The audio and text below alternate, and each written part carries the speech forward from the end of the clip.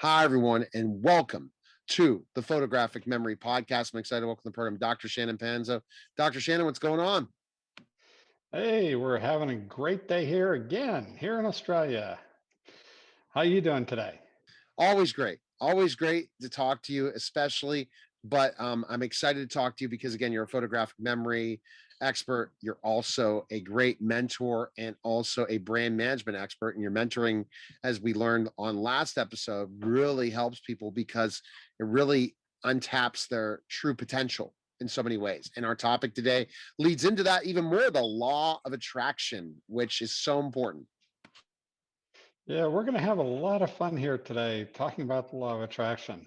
This is one of those topics that everybody seems to have their own opinion, but it really comes down to who's actually getting the results.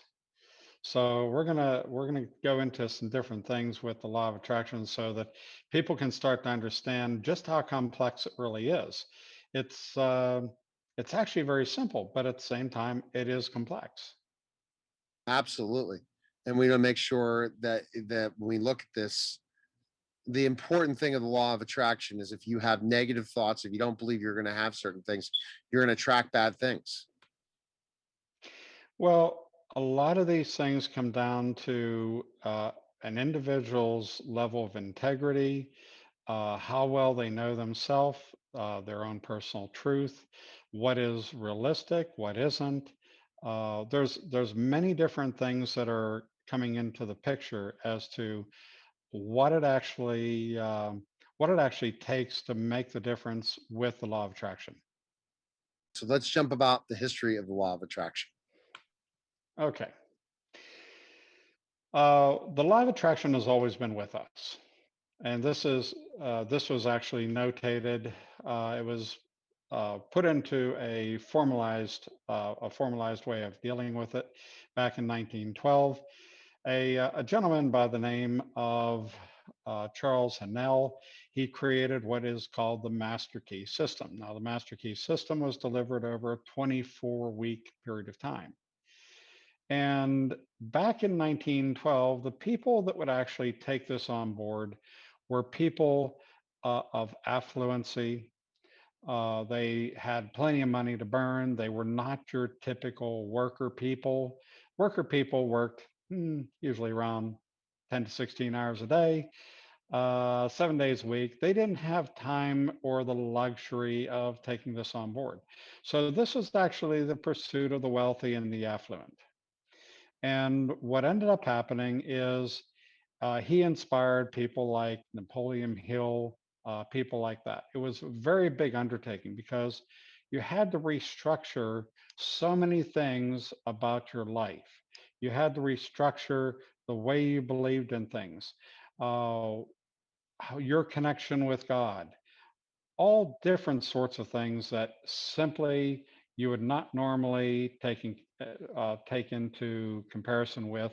And these are things that the average person didn't think about whenever whenever they were actually going through their regular life. And so when you think about that, so the it's really an amazing thing that was discovered. Well, yes, the implementation has always been the same. People need to understand and utilize personal programming or dealing with your own subconscious. People need to understand that that is a key part of what you're doing. This is not something that is taken lightly. It's not something that a person that has never dealt with these things before can simply take on board at the drop of a hat and expect to Right. have success. Wow. So personal programming, you go a little bit more into that? Or is that for a longer later time because we're still in the history? Okay, well, personal programming, essentially what you do is you tap into your subconscious. You give yourself instructions of what you want to see happen in the future. You also have to have a pretty good imagination as to what you would like to see happening in the future.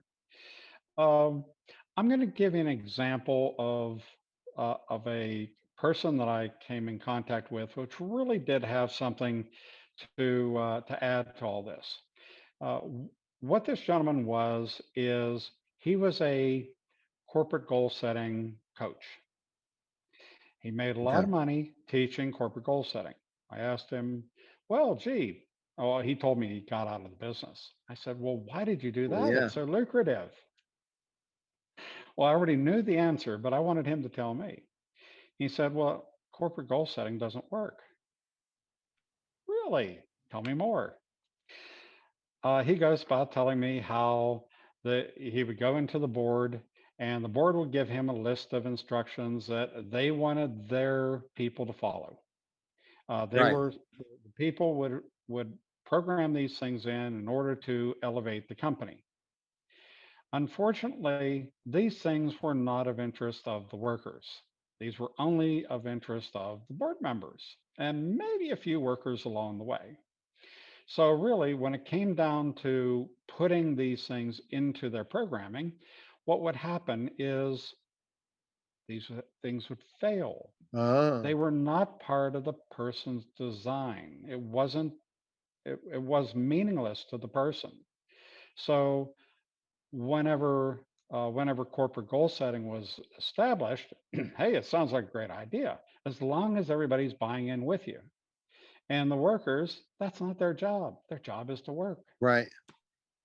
So they would go, they would put the diligence in, they would actually go and program these things in. And then at the end of the day, nothing would happen. Why? Because only 1% Right. of those people that were there working actually had the same thing in mind as what the company did. The go-getters, the ones that really wanted to see the company prosper. And the workers, that's not their job. So Right. they weren't worried about that. They're worried about the paycheck. So that's what ends up happening. So when it comes to goal setting, goal setting has a certain set of parameters. Goal setting is very similar to the law of attraction. Some of the same principles apply. So whenever you look at the law of attraction, if something is not right for you, no matter how much you program that Okay. in, it's not going to happen. Whenever the secret came along, oh Right. boy, everybody jumped on that. Hey, especially when you get somebody like Oprah going and saying, "Oh yeah, this is the way that I do things." Well, yeah, that is the way that I do things when it comes to Oprah. But Oprah has a massive task force of people. She Right. says, "Gee, I would like to see this happen," and sure enough, it all does because So you that's don't what do those you think people get she volunteered doesn't and use you paid don't think to she do. used the law of attraction? Well, of course she does, but she also implements it in other ways as well. What I about mean, so who's gonna? when you talk about the secret, and I want to take in that delve deeper with Jack Canfield's of the world, where he wrote he's gonna get $1 million check. He wrote himself before Chicken Soup, or other people that are in that show, The Secret, that or I mean the movie The Secret. Do you feel that they lived the law of attraction in the right way, or they really used it correctly? I would prefer to see people do it in a slightly different direction, but if that is in their particular form of integrity, then it is foreseeable that they would have results likewise. If that is not in their integrity and they write out a $1 million check to themselves, then they're probably not going to get there. It actually has to do a lot with the person, their path that they're on, uh, everything about them as that individual. And this is what's Right. so important. And these are the things that are not being brought across. People are just being given the basics of how to make it, how to make programming work or the law of attraction work. And then they're left out there to do their own thing. Now, you can go and you can read the Master Key System, which is a book you can purchase. It's typically over 100 pages, and it is extremely complex. And you start to read into this thing, and you go, "Oh my God, what is going on here? What am I supposed to be doing?" because this is so foreign to the way that I think. Well, again, back in 1912, this is the same reason why the affluent were the people that gravitated to this book. It's because they were the ones in that class that could actually undertake these changes without affecting their life So in what any I'm negative hearing way. is, if we go back to history, the Master Key System by Charles Hanel and inspired by Napoleon Hill, those people, you are more pro law attraction than the secret. It sounds like to me. Oh, I'm in absolution with it. It's right there. But uh, okay, here's if you take something like the master key system, or even just Right. straight up law of attraction as per the secret or what have you, you put that in front of a non-intellectual person, Right. and they're going to go, I don't what's this? Get this out of my face. Okay, they're not interested. Right. But that same non-intellectual person, and you know these people, you've met them. These people are inherently lucky. They will say something. They will say something like, "Gee, it'd be nice if," and the if falls in their lap. And if it doesn't, they don't care. Why? Because they've put no energy into it. They have put. They haven't thought about it. It's been off the cuff. It's a nice suggestion, and they can live with or without it. And so if it does drop in their lap, hey, $1 million just dropped in your lap. That's nice. Move on. This is their attitude towards things. And that's perfectly fine. That is how it works. That is actually the true form of the law of attraction.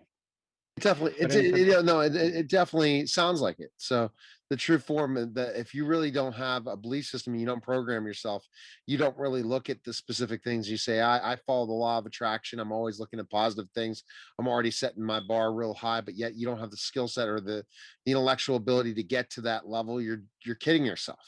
That's what it sounds like. right.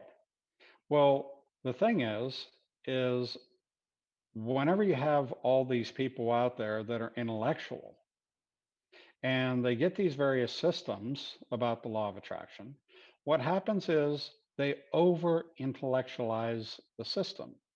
They think too much about the system. Now, a very basic thing that makes it complicated. One of the things is, and this flies in the face of anybody trying to do this at first. This is a leap of faith. You have to jump into Correct. the river, okay? And you don't know how deep that river is. You don't know how wide it is. You don't know how long it is. You have to jump into the river and go for it. And that's what this is all about. This is doing something that you would not normally do. Yeah, it's definitely because in a lot of ways you're saying we talked in your mentoring as you're helping mentor me as well because you want me to grow. Is are you programming yourself to do this? Are you programming yourself to attract people? So let's take about you're doing is you're using the ZOX Pro method now. You're using your ability in your mentoring programs that people can contact you for you to mentor them by going to ZOXPro.com, which would be an unbelievable thing to have Dr. Shannon Panzo mentor. Go to ZOXPro.com and you can become that. Dr. Shannon has a few spots available, very limited for personal one-on-one coaching regarding mentoring. So mentoring, not coaching. Sorry, I always bring up mentoring to be able to give that mentoring. But let's go to the point of why does ZOX Pro have better results than the law of attraction? Okay. There's two different aspects here. When you look at the same method with ZOX Pro, we actually do utilize the same methodology as what everybody else does with ZOX Pro, but we get better results. Why? Because the photographic memory, when you exercise the photographic memory, you're exercising your brain. When you exercise your brain in Correct. this way, it it amplifies everything that you do in life. It makes everything easier, better. So whenever you're doing your programming, it makes your programming more effective and efficient. Wow. This is what raises our rate of people actually going through the programming, having results with their own personal programming. Whenever they go through ZOX Pro, they get this, and they get the basic method of how to do the programming and actually have results with the law of Right. attraction. If you are a mentoring client, there's a whole new echelon there of proprietary information that nobody else is given except my mentoring clients. And this particular information is teaching intellectual people how to actually make the law of attraction work. Oh, wow. Intellectual people and the law of attraction are in different areas of the world and they Right. tend to not, or you have scatty results. So the main thing is you want results. The results that my clients have are quite dynamic compared to what you would normally see out there and say the secret or things like this. Gotcha. Okay. So So it yes, works. It works. With ZOX will help you ZOX that Pro much more. training will elevate you, but there's even something I do that goes a big step further. Based on that, ZOX Pro teaches you the photographic memory, mental photography, and through mental photography, you have more success in the law of attraction through programming. Right. Yeah. Right. So that's that's what I do. I've taught people how to use the law of attraction way before the secret ever came along. About 35 years before the secret, was a big name. So it's been out there. We've been teaching it ever since inceptions back in 1975. From that point on, we've been teaching the law of Okay. attraction. So uh, we have the gears, the wheels that actually make it work. And we've seen over time who has results, who doesn't, and what makes a difference. That's why we have the have this extra little thing that we can do for people. All right. So people right now need to go to zuxpro.com and then if they want the mentoring so they can get the full, they go ahead and purchase Zux Pro and go ahead and sign up for mentoring and get a double whammy of good value. And if you're interested in mentoring, you need to contact me directly. You can contact me through the help desk, or you can contact me through other channels. But that's the easiest way to get a hold of me. Contact me, and uh, and then we will discuss whether it's it's you'll be applying for it. Let's put it that way. You have the right people in the right situation to do that. So I appreciate again, Dr. Shannon. We're going to check you out again at zuxpro.com. You follow you on all different social media channels, and I'll look forward to our next episode for sure. Great, and thanks for having me again.